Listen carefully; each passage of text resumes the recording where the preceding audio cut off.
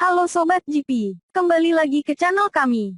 Jangan lupa dukung terus channel kami agar terus berkembang. Dengan like, komen, dan subscribe. Jargon Marc Marquez. Kemenangan atau rumah sakit. Dia tampaknya tidak memiliki gen ketakutan. Pembalap Repsol Honda itu mendominasi kejuaraan dunia MotoGP mulai 2013 hingga akhir 2019. Berkat bakatnya yang tak terukur, keinginannya yang tak tertahankan untuk menang, kontrol kendaraannya yang tak terlukiskan, kurangnya pusat ketakutan di otaknya dan tampaknya hanya nalurinya yang belum sempurna untuk pertahanan diri. Dia berhasil memenangkan 59 balapan MotoGP dan memenangkan 6 gelar dunia dalam 7 tahun. Dikhawatirkan Marc Marquez juga akan mempertaruhkan nyawa dan anggota tubuhnya dalam balapan di Lombok. Karena kecepatan penuh adalah makanan hariannya. Tapi, sekering, Marc Marquez seperti putus dari waktu ke waktu.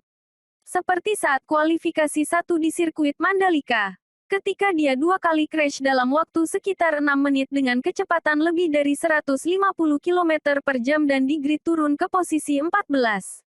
Tim Repsol dengan manajer tim Alberto Puig dan manajer pribadi Marc Emilio Alzamora seakan tak pernah belajar dari insiden GP JREZ1 pada tanggal 19 Juli tahun 2020 dan crash serius berikutnya.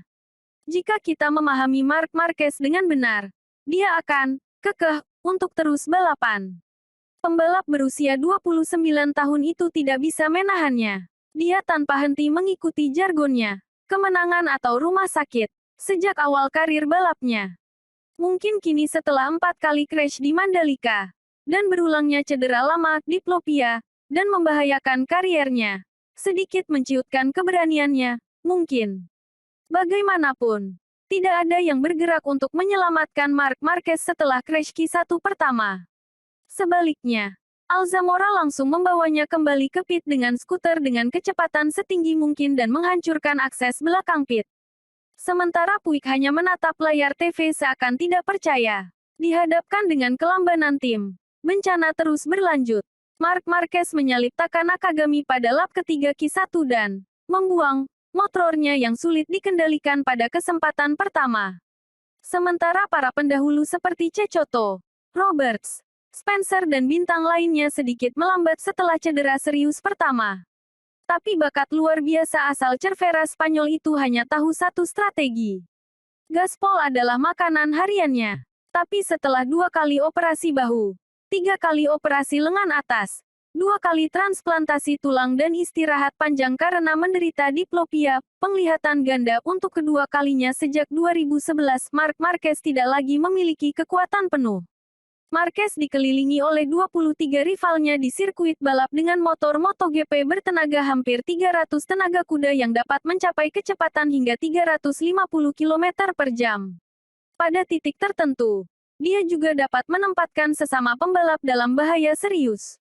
Tak kenal takut, namun, selama bertahun-tahun kita telah mengetahui bahwa otak Marc Marquez tampaknya tidak memiliki gen ketakutan. Dan nalurinya untuk mempertahankan diri tampaknya tidak terlalu menonjol jika dilihat dari luar. Sekitar 30 hingga 35 crash per musim. Penyelamatan, yang tak terhitung dan tak terlukiskan ketika tergelincir dalam situasi berbahaya.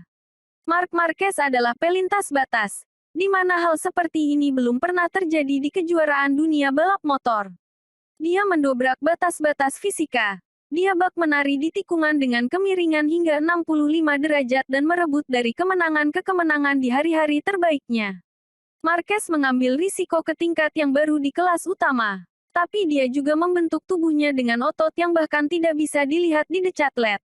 Dia lebih banyak berlatih dengan motor off-road di medan yang tidak terduga ketimbang pembalap lain.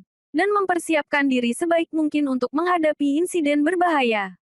Tekad Marc begitu besar. Sehingga pada musim dingin 2018-2019, orang-orang di sekitarnya terpaksa membongkar semua sepeda latihannya menjadi bagian masing-masing untuk mencegah sang rider berlatih diam-diam setelah menjalani operasi bahu pertama.